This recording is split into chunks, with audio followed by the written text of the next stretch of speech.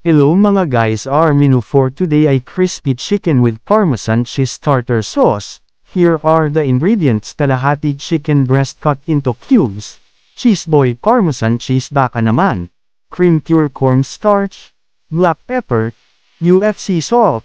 For the salt, Sevilla pickles release, lady's choice, 1% egg, isang lemon or 2 pieces calamansi.